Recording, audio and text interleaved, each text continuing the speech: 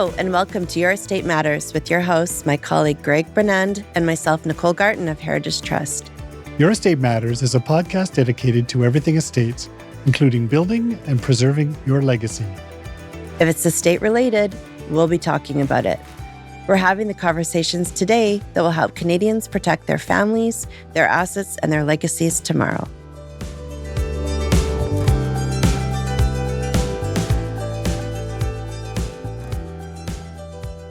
Steve, thanks for being here with us today to discuss all things family office. So tell us about yourself and your journey to becoming a partner in the Family Office Services group at MNP. Thanks for having me. It's a pleasure to be here, and I'm glad to be able to speak with you folks today. The journey started a number of years ago in a really strange way. I was going to be a musician way back when until I realized I need to be a teacher to make a living. I wanted to get in the business side of the music industry. Ended up, becoming an accountant and getting in the business side of the film industry. Turned out that one of the owners of the company was from a very prominent Eastern Canadian family. So doing some projects for the family there really led me down this interesting path of getting away from the technical accounting things into the family office world and dealing with families that have unique situations and unique problems and puzzles that need solving.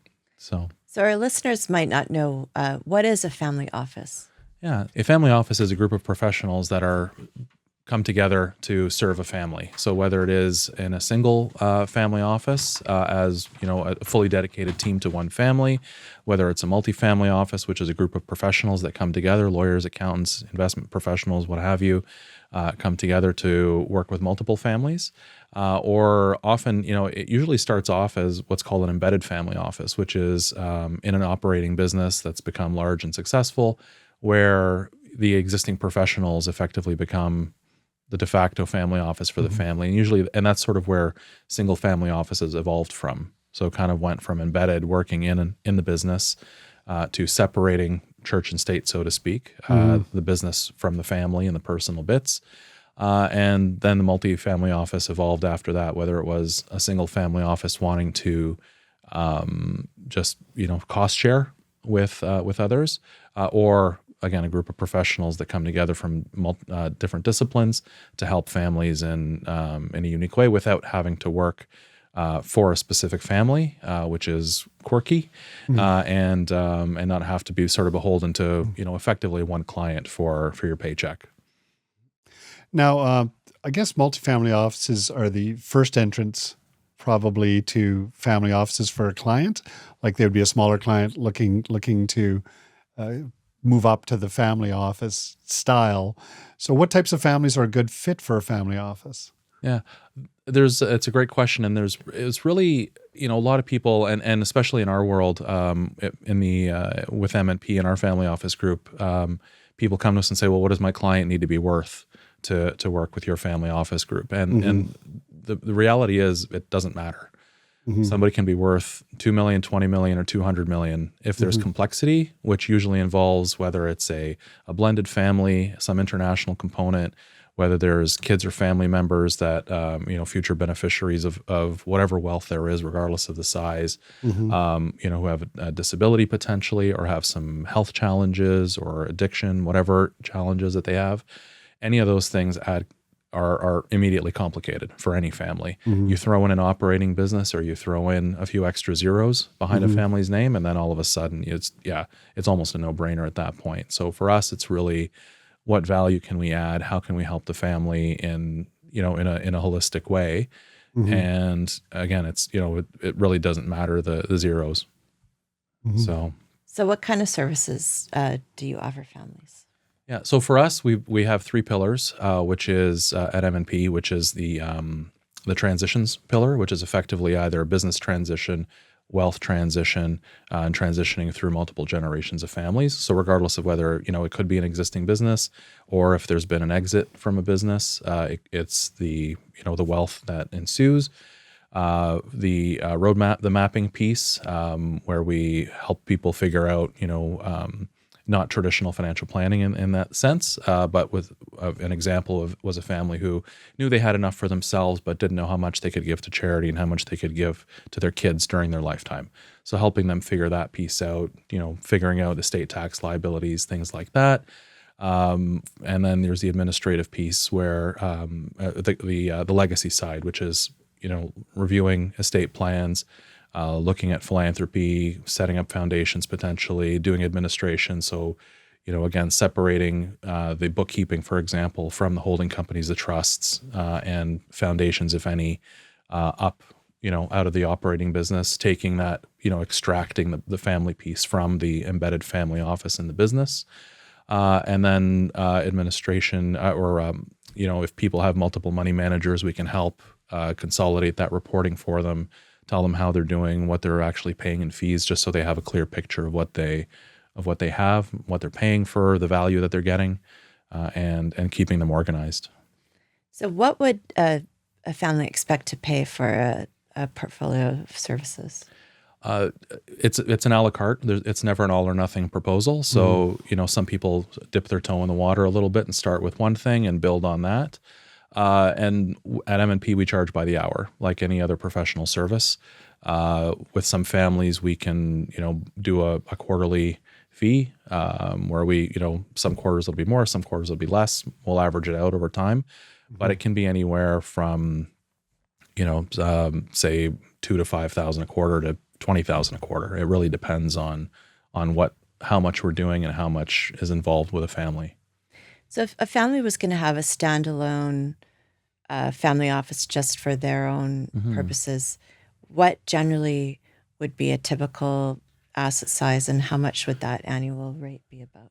Yeah, so that's a great question. And again, the typical lawyer and accountant question, it depends, or answer, excuse me, it depends.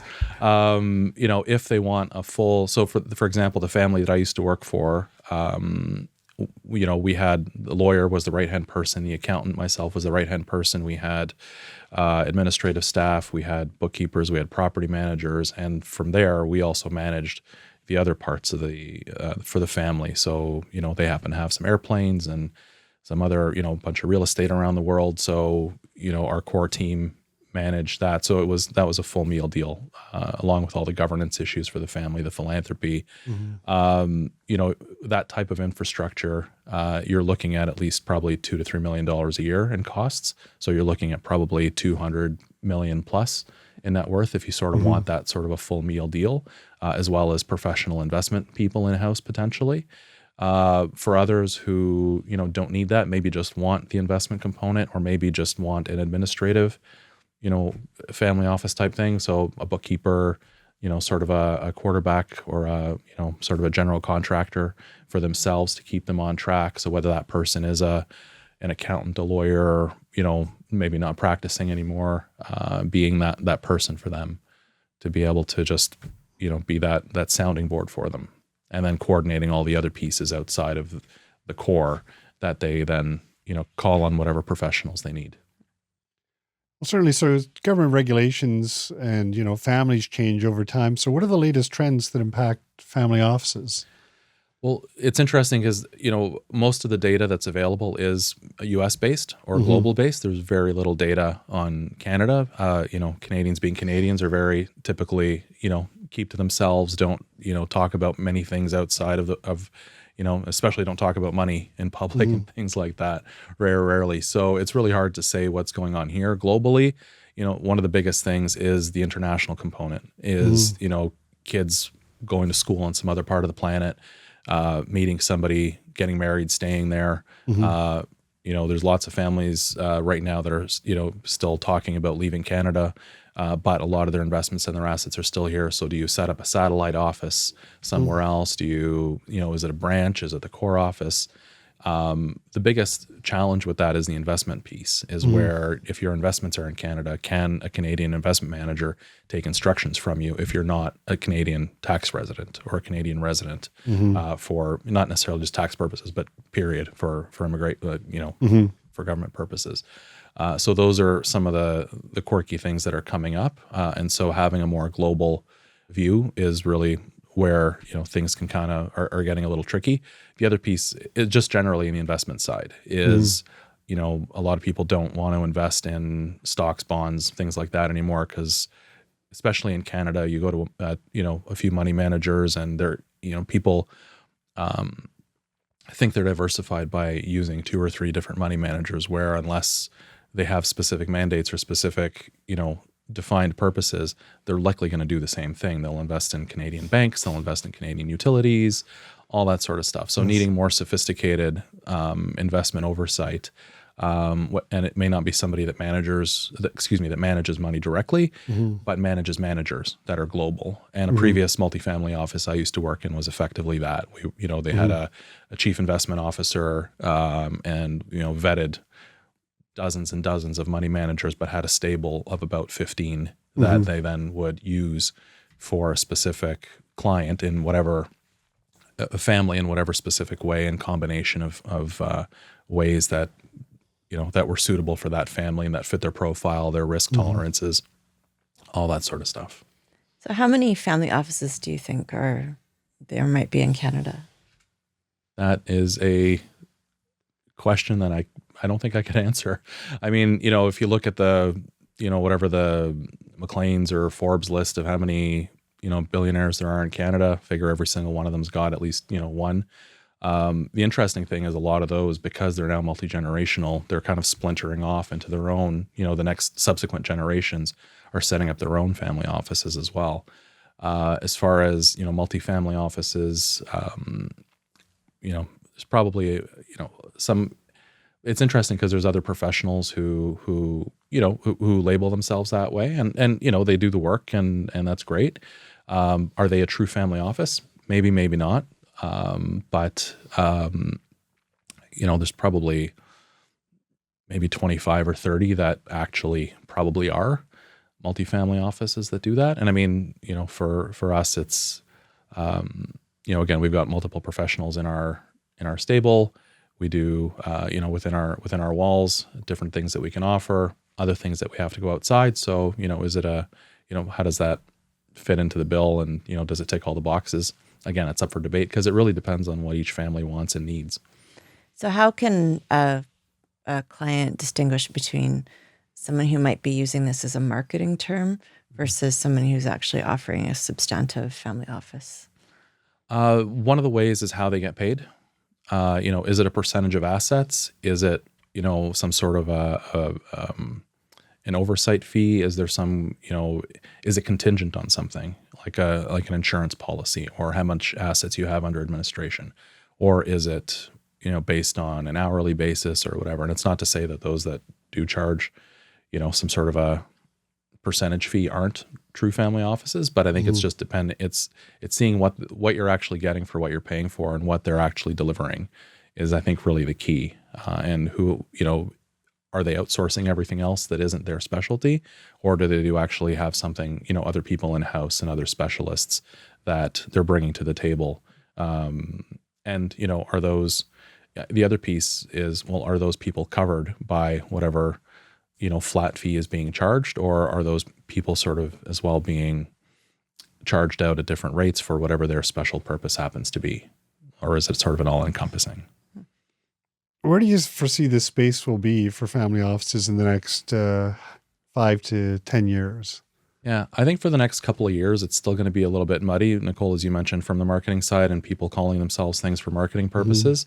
There's one of the things that sort of happened in the States is, depending on, what the family office does and if they manage investments and how they do that, that's become a little more regulated in the last little while. Whether we see the same thing here in Canada or not, who knows? I mean, we still have 7 securities commissions, so probably, several provinces and federally. So, the agreement on that's still up in the air. So it likely isn't going to happen. There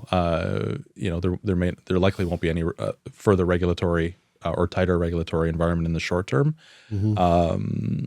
People realize that it's a need. There's a lot of families out there who need something. Do they need everything? Probably not. Do they need something in some capacity where they have 2 or 3 professionals who are kind of at their, on their speed dial that they can get on the bat phone and call up quickly. And then those people, if they don't know the answer, they'll know somebody that knows the answer. So having that network of professionals and a bit of an ad hoc family office, I think is what some folks have. And other, firms are building out their offerings a little bit more and broader to be able to keep those things in-house. So it's going to be still, I think, in a lot of flux in the next 5 to 10 years. In 15 to 20, I think it'll probably play out a little more, it'll be more defined. It'll be more global in scope. It'll have to be. There'll be, like some accounting firms that aren't international. They belong to networks of referral. Other law firms or accounting firms that are, connected throughout the world.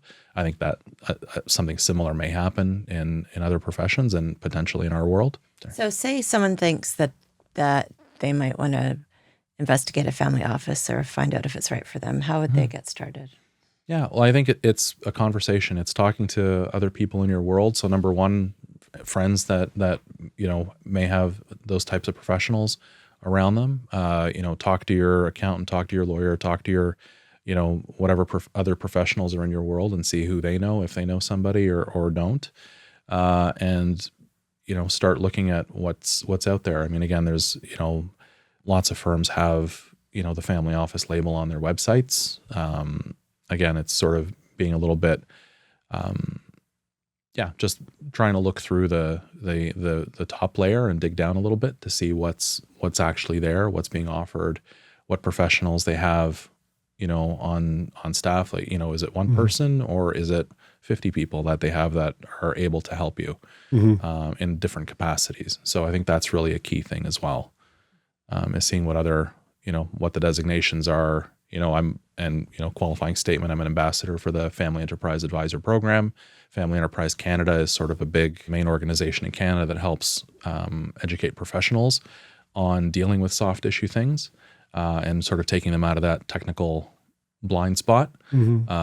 So that's something that, they're a great place to start as well as a resource to see who the players are.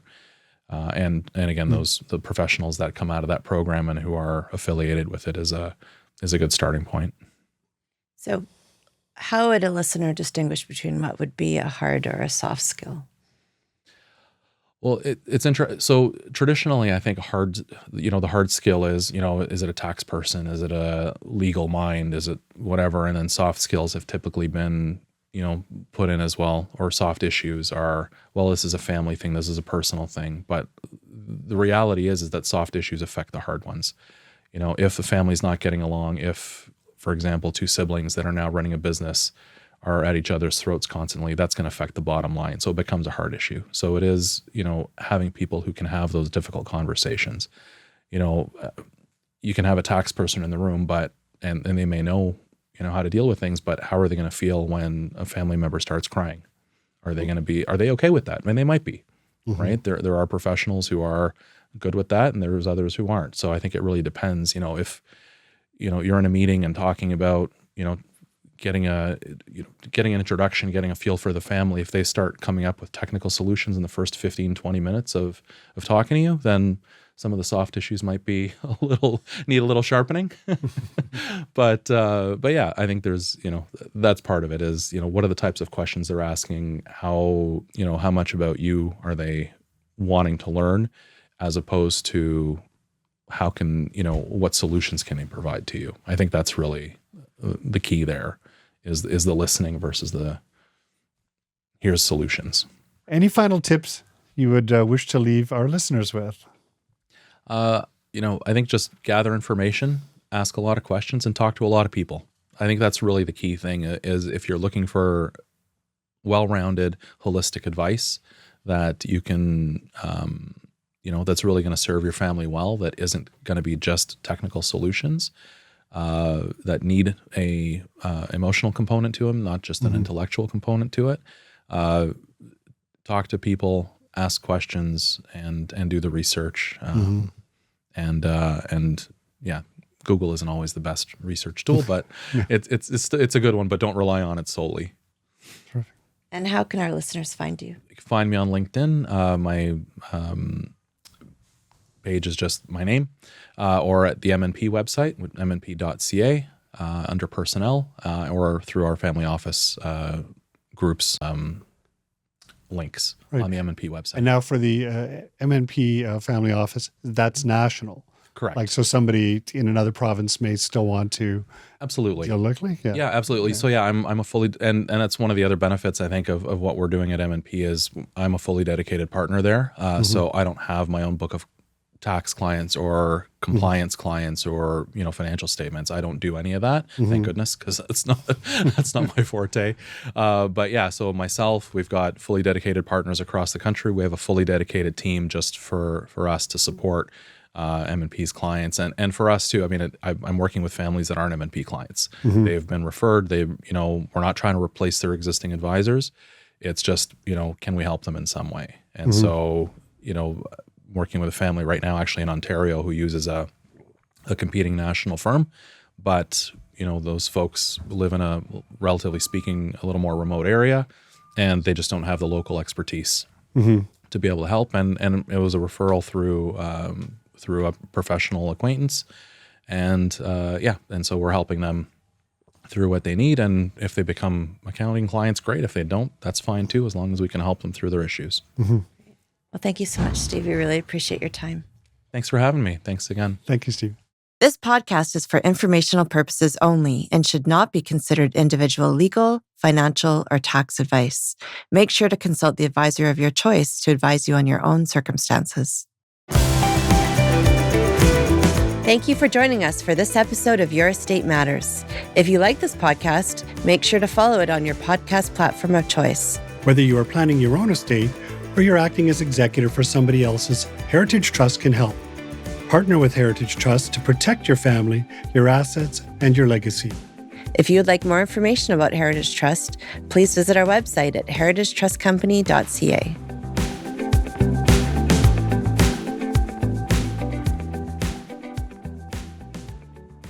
This podcast is produced by Podfather Creative.